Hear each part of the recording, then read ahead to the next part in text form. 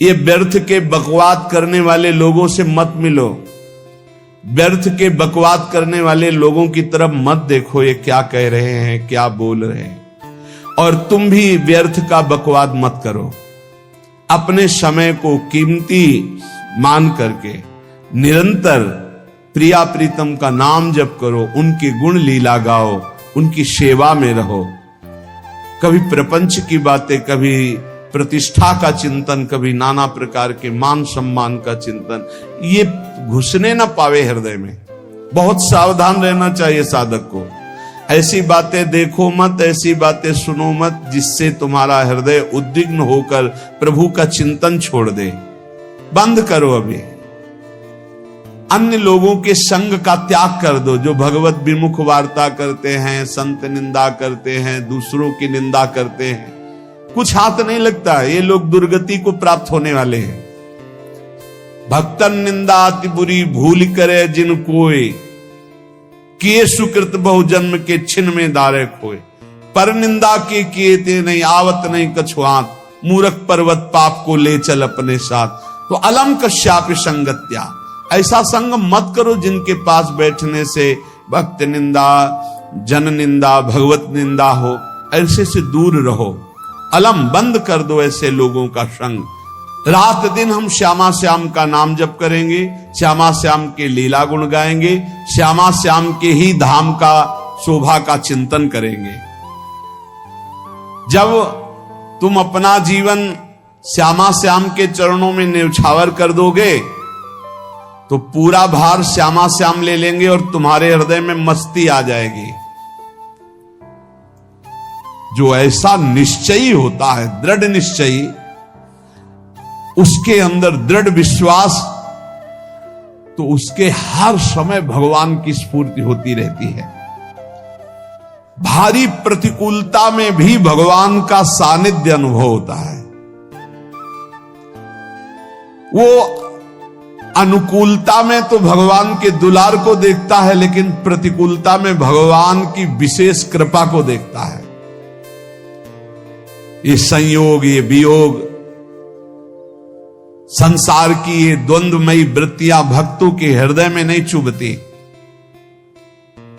आए की हुज्जत नहीं, गए की तलाश नहीं, क्योंकि नित्य संयोग भगवत स्मृति के प्रभाव से प्रभु का रहता है।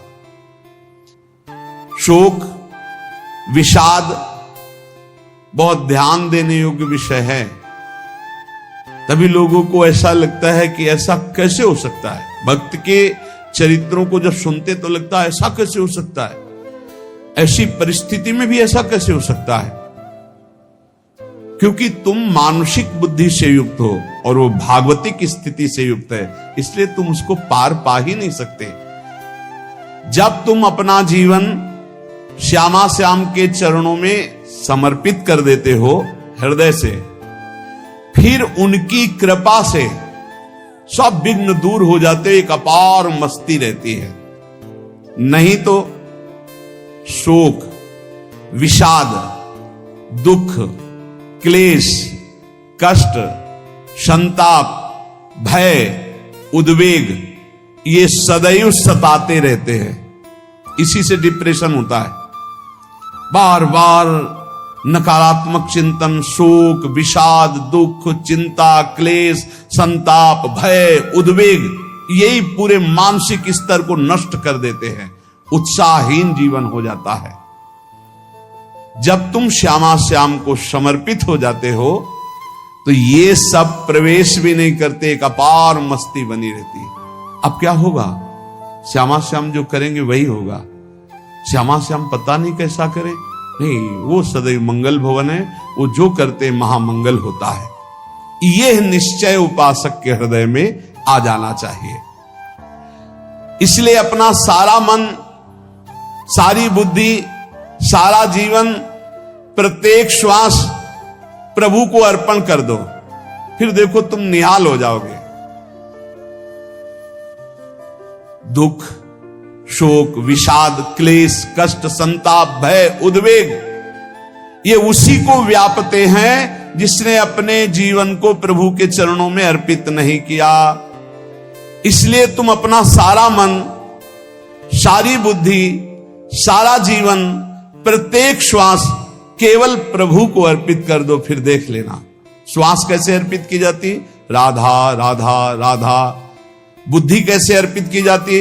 एकमात्र निश्चय कि भगवत सुख ही सुख है, ये जागतिक सुख सुख नहीं, ये दुख है, ये ऐसा दलदल है जिससे आज तक कोई नहीं निकल पाया। सारा मन, हम मन से केवल प्रभु का मनन करें, बार बार मन को संसार से हटा के नाम में, रूप में, लीला में, धाम में लगाएं।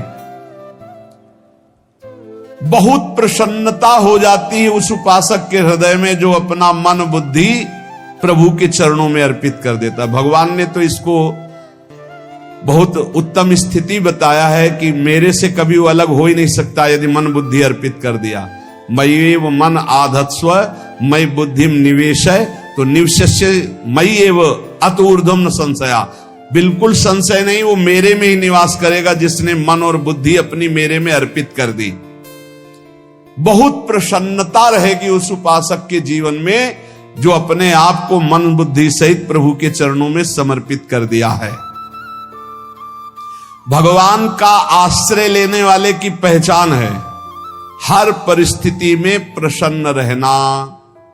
देखो आप भगवद आश्रित हो कि नहीं, देखो अनुकूल परिस्थिति में तो सब प्रसन्न रहना, लेकिन प्रतिकूल परिस्थिति में प्रसन्न रहना ये भगवान के भक्तों का लक्षण है।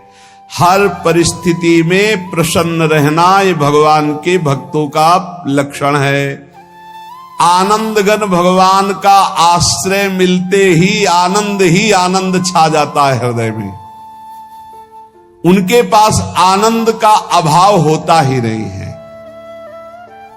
जैसे सूर्य का प्रकाश उदय होते ही सूर्य का प्रकाश संपूर्ण अंधकार को नष्ट कर देता है, ऐसे ही भगवान का संपूर्ण आश्रय लेते ही सब दुख चिंता शोक नष्ट हो जाते, आनंद ही आनंद। तुम भगवान के मंगलमय रूप को नहीं जानते हो, पर उनके मंगलमय भाव को, विधान को मानना शुरू कर दो। जो भी होता है मंगलमय होता है। हमने जीवन में देखा है, अगर इधर कोई बहुत बड़ा सुख दिया तो देर नहीं लगेगी, 24 घंटे नहीं व्यतीत होंगे और ऐसे दुख दे देंगे, जिससे दोनों का समान भाव रख करके ना दुख में तुम भूलो प्रभु को, ना सुख में फूलो, सीधे भगवत मार्ग में चल। पूरे जीवन की बात देखा है, भगवान के मंगल विधान में सदा सर्वदा सुख ही सुख है, इस बात को मान के प्रसन्न हो जाओ।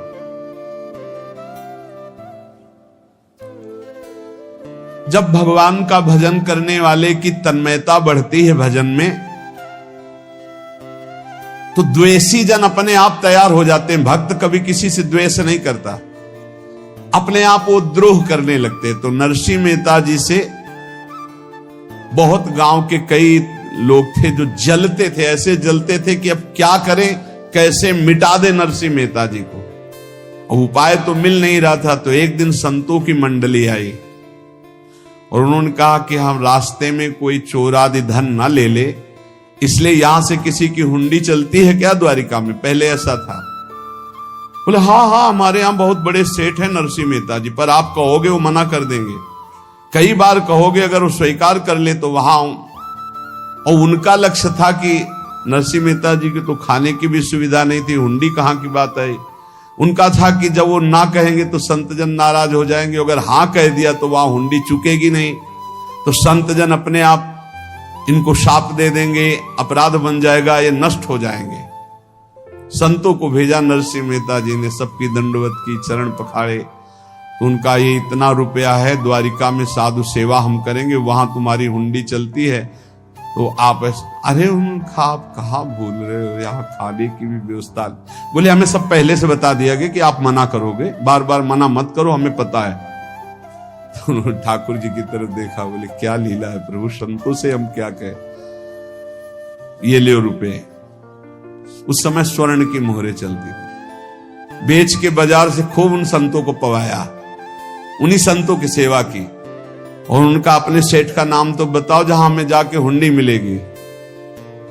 सेठ, सावल सा सेठ। संत जन गए वहां, पूछा कि नरसिंह मेहता जी का जिन सेठ से परिचय, उनका नाम सावल सा सेठ, उनकी गद्दी कहां है? तो जो कुछ भक्त थे वो द्वारिकाधीश की तरफ संकेत करते कि वही हैं। बोले नहीं नहीं, वो सेठ है, उनकी गद्दी चलती। पूरी बाजार में कहीं कोई। अब संत जन एकांत में होकर के बहुत विचलित हुए, क्या हमारे साथ धोखा हुआ? नरसिंह मेहता जैसा संत क्या धोखेबाज हो सकता है? देखो, संशय तो बहुत विचित्र होता है। बड़े बड़ों को संशय हो जाता है। जब भगवती सती जी को संशय हो गया, राम जी को, हे खग हे मृग हे मधुकर श्रेणी, ऐसा पूछते हुए कि सच्चिदानंद कैसे हो सकते, तो किसी को हो सकता है, क्योंकि वो बुद्धि की अधिष्ठात्री देवी है। जो ही उनके मन में ऐसा आया कि क्या हमारे साथ धोखा हो रहा है, इतने में ही देखा जय हो सावल सा सेठ की। होगा सावल सा सेठ, तो देखा बढ़िया मुनीम जी उनके साथ, तो सेठ बस्ता लिए हुए मुनीम जी, सरकार इधर से चलो। तो उनका सावल सा सेठ आपका नाम है? संतों ने कहा। बोले हाँ। बोले नरसिंह जी? हाँ। बोले आपकी हुंडी आ गई है। हुंडी एक कागज में लिखा कि ये हमारे सेठ जी को दे देना। वैसे लोग मुझे माखन चोर कहते, कोई कुछ कहता, लेकिन आपने सेठ बना दिया। जब आपने सेठ बना ही दिया तो अब कभी परवाह मत करना तुम। और ये सेवक आपकी सेवा में सदैव तत्पर है। भगवान ने ऐसा लिखा। जो भगवद आश्रित है, एक बार ये चलता रहता है, जो संत जन होते हैं उनके विरोधी अपने आप बन जाते हैं। किसी से कोई मतलब नहीं, अपने आप विरोधी बन जाते हैं। कबीरदास जी का पूरी काशी में यश था। भजन करने वाले महापुरुषों का यश बढ़ता है जब, तो जो भजनहीन होते हैं उनके हृदय में जलन पैदा हो जाती है और उनको विविध प्रकार से फंसाना चाहते हैं, उनको कष्ट देना चाहते हैं। तो कबीरदास जी के यश को भूमिल करने के लिए कुछ ब्राह्मणों ने एक रचना रची। मुड़ मुड़ा के कबीरदास जी के शिष्य बन करके पूरी काशी के सब आश्रमों में निमंत्रण दे आए। कल भंडारा है, संत सेवा है, सबने स्वीकार किया। कबीरदास जी अपनी दिनचर्या करके निकले तो संत मंडली आने लगी। बोले कै बजे सेवा है? साधु सेवा। बोले कौन सी साधु सेवा? बोले कल आपके शिष्यजन निमंत्रण दे के आए, पूरी काशी के सब संत आ रहे हैं। कबीरदास जी ने कहा यहाँ तो एक की भी व्यवस्था नहीं, पूरी काशी के संत आ रहे। अच्छा, समझ में आ रहा है, लीला बिहारी तुम लीला करना चाहते हो। गए अपना निकल गए गंगा किनारे, एक झाऊ के नीचे बैठकर अपना भजन ध्यान में मगन है। 11-12 बजे तो उन्होंने देखा संतों की मंडली, काशी तो बहुत। कबीरदास जी ने देखा कि आश्रम की, तो बोले पता नहीं क्या होगा, चलो चलते हैं। तो ऐसे गमछा वस्त्र करके ऐसे डालकर मुंह ढक करके, वहां बड़ी बड़ी पंगत लगी थी। कबीरदास जी सबको पाओ जी पाओ। कबीरदास जी के रूप में स्वयं भगवान पाओ जी पाओ। कबीरदास जी ने कहा अच्छा, जब स्वामी परस रहे तो हम भी बैठ के पा ले। तो जब उसी पंगत में बैठ गए अपना कपड़ा ढक करके, और जब मोहरे की दक्षिणा दे रहे थे सब लोग कि वाह कबीरदास जी ने आज तो साधु से। सबको जब कबीरदास जी के सामने आए तो ऐसे मुंह ढके, बोले देखो जो मेरा होता है उसे मुंह छुपाना नहीं पड़ता, मुंह ढकला नहीं पड़ता। लो दक्षिणा, तुम भी दक्षिणा लो। कबीरदास जी को कबीरदास जी दक्षिणा दे रहे, और वो कबीरदास जी है भगवान, और ये पाले वाले कबीरदास जी है भगवान के जन। कभी भगवान अपने अरे जमाने जोर लगा ले, कितना जोर लगाएगा, भक्त और भगवान का झंडा कभी न झुकने पाएगा। बिल्कुल चिंता, शोक, भय, उद्वेग रहित जीवन भगवद आश्रित। तुम भगवान के मंगल विधान में सदा सर्वदा प्रसन्न रहो। अब ये विचार कर लो कि भगवान जो करेंगे तुम्हारा मंगल करेंगे। अब थोड़ा ऐसा बीच में लगता है कि अमंगल हो रहा है क्या, लेकिन पक्का समझो बहुत बड़ा मंगल उनका विधान होता है। बहुत ही उत्तम मंगल होता है भगवान के शरणागत का। भगवान हमारे विचारों वाले नहीं हैं, हमारे विचार प्राकृतिक है, भगवान के विचार चिदानंदमय हैं। वो अपने विचार से हमारा मंगल करते हो, हम अपने विचार से मंगल चाहते हैं। भगवान के विचार से मंगल ही हमारा होगा, इसलिए कभी हमको चिंता शोक भय नहीं करना चाहिए। भगवान की ओर से कभी तुम्हारे लिए ऐसा विधान नहीं होगा कि तुम दुखी हो जाओ, बस तुम्हारी सोच हो सकती है, उसका परिणाम बहुत मंगल होगा। जगत की ओर से निराश हो जाओ, किसी से आशा मत रखो, फिर आप देखो आपका जीवन कैसा आनंद में व्यतीत होता है।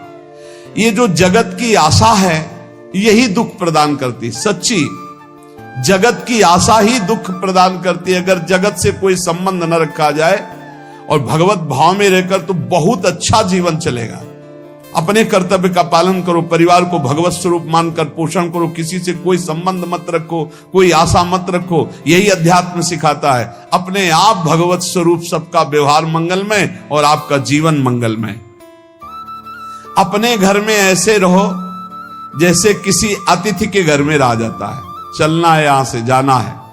कौन रहता है अपने घर में अतिथि की भांति? भगवान का भक्त। जाना है यहां से, अपनी प्रिया प्रीतम के पास जाना। ये हमारा घर नहीं है, यहां तो हम समय व्यतीत कर रहे हैं, अपनी आयु व्यतीत कर रहे हैं भगवत आराधना करते हुए। हमें जाना है प्रिया प्रीतम के पास। वास्तविक घर भगवान का धाम है हमारा, वास्तविक घर वाले प्रभु हैं हमारे। जो नित्य सच्चिदानंद भगवान के चरणों में अपने चित्त को समर्पित करता रहता है, उसको यह अनुभव होने लगता है कि बड़ी कृपा है हमारे ऊपर भगवान की।